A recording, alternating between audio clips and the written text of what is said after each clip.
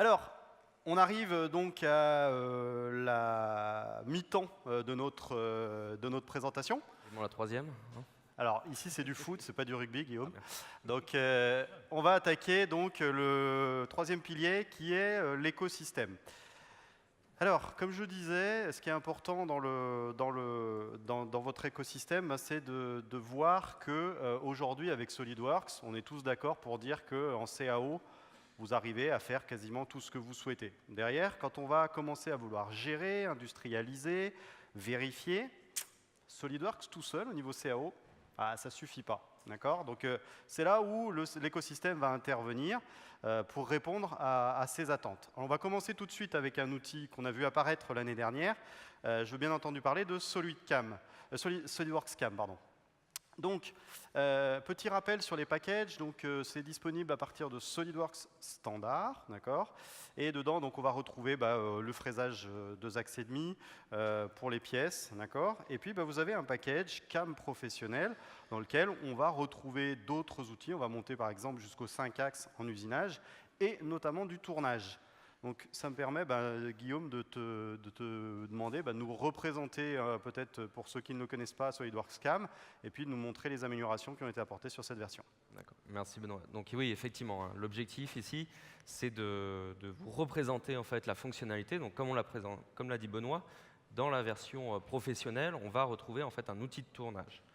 La force en fait des outils de FAO directement intégrés, c'est qu'on va avoir une reconnaissance automatique des différentes géométries pour créer automatiquement en fait notre programme d'usinage et visualiser automatiquement là, les différentes étapes de réalisation de cette pièce-ci.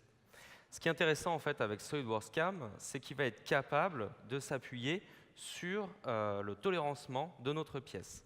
On voit dans ce cas-là, en fait, on a une finition qui se fait en une seule étape. En fait, quand on va venir modifier le tolérancement, on va affiner en fait le tolérancement, on va redéfinir une nouvelle stratégie d'usinage. Donc là, concrètement, si j'interviens sur la rainure, si j'interviens sur l'extrémité de l'axe et que je réduis en fait cette tolérance, je vais passer en fait dans une nouvelle stratégie et je vais pouvoir recalculer en fait les différentes étapes de réalisation de mon usinage. Donc là, quand on va régénérer cette action, tu vas voir que automatiquement, SolidWorks CAM va me proposer finalement 2 étapes au niveau de la partie finition. D'accord, effectivement, on voit que c'est totalement intégré par rapport à ce que tu as effectué comme opération. Exactement. L'idée, c'est vraiment de capitaliser sur le travail qui a été effectué. On le récupère automatiquement au niveau de CAM. Et dans un deuxième temps, après, je vais pouvoir régénérer finalement mon programme, définir éventuellement un ordre différent au niveau des différentes étapes et simuler en direct dans la CAO la partie réalisation de l'usinage. Donc on va voir vraiment là. D'accord, donc là tu as les trajectoires et en plus tu pourras effectivement simuler l'enlèvement de matière en temps réel au niveau de SolidWorks CAM. Ok, effectivement, donc parfaitement intégré à l'outil. On s'appuie en plus, on est vraiment dans la logique de rester avec les cotes du modèle. Au niveau de cette partie-là, écoute, je te remercie pour ces améliorations. On va continuer sur cet écosystème et on va parler d'un autre produit sur lequel, bon, on est désolé, on n'est pas des spécialistes, on est des mécaniciens, donc il faudra être indulgent avec nous. On veut bien entendu parler de SolidWorks Electrical et je crois qu'effectivement, on a quelques nouveautés, notamment au niveau des connecteurs dans SolidWorks Electrical. Oui, au niveau des embouts. On s'est fait aider par un ami, pour être très honnête là-dessus. Oui, on va retrouver donc, les notions d'embout. On va ouvrir par exemple ici ce transfo et on va voir qu'on dispose maintenant dans SolidWorks Electrical d'une bibliothèque d'embouts. Donc on peut sélectionner les embouts directement. Et on peut aussi donc, les personnaliser. Donc on va associer à nos embouts des paramètres. Et ces paramètres, on va savoir les faire apparaître directement dans nos folios. Donc ici, pourquoi pas sur ces contacteurs. D'accord. Et donc vous allez pouvoir enrichir comme ça vos folios directement à partir de votre bibliothèque d'embouts personnalisable. Vous retrouvez, donc, ça va de soi, donc, cette nomenclature, du moins ces embouts là, rajoutés donc, aux fonctions de nomenclature de SolidWorks Electrical. D'accord. Okay. On va retrouver aussi, donc, comme nouveauté, une nouvelle interface de définition des connecteurs.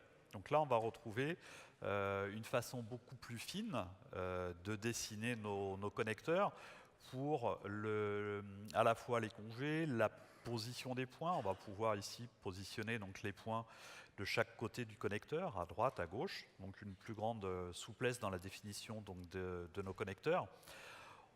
On va pouvoir aussi, ici, spécifier la taille du masque d'arrière-plan. Quand on va venir utiliser ce connecteur, ce symbole, on va le glisser-déposer. Et donc, on va pouvoir masquer, si on le souhaite, l'arrière de notre folio. Donc là, on a vraiment un assistant complet pour créer nos connecteurs. Exactement, exactement. Et donc, on va utiliser à ce moment-là donc ce connecteur personnalisé que l'on vient de définir. Et on va utiliser donc les différentes options. Voilà, en termes d'arrondi, en termes de masquage de l'arrière-plan, on voit bien que quand on vient déposer ici donc notre connecteur, on va bien masquer l'arrière. C'est du temps réel. Voilà, exactement, c'est du temps réel. Maintenant, ce connecteur, ici, quand on va venir le positionner, on n'est pas obligé d'utiliser la totalité des broches, donc on va se réserver un certain nombre de broches. Et donc, on va positionner à ce moment-là ce connecteur. Le fait d'avoir réservé un certain nombre de broches, on va en avoir l'information visuelle tout de suite ici. Donc, si on zoome sur ce connecteur, on va retrouver donc, le symbole de discontinuité. D'accord. Ça va nous permettre derrière, si on le souhaite, de venir ensuite utiliser les broches restantes, pourquoi pas sur un autre folio. Et donc on va bien retrouver tout de suite donc, le renvoi, donc l'information du renvoi de ces broches. Voilà. Et donc ça, effectivement, ça se fait maintenant en automatique. Tu n'as plus besoin de gérer les renvois entre les différents folios. Ah, effectivement, là, quand on utilise donc, simplement une partie des connecteurs, voilà, on va pouvoir retrouver directement l'information. Nouveauté aussi au niveau des épissures, donc ça c'est quelque chose qui était fortement demandé. Donc maintenant, on va retrouver donc, la prise en compte dans les harnais des épissures, alors autant en 2D qu'en 3D. C'est-à-dire qu'ici, directement, dans l'interface 3D de SolidWorks Electrical, je vais pouvoir représenter mes épissures. Donc on les retrouve ici directement à l'écran, avec leur gainage associé. Donc ces épissures ici, elles ont été gainées.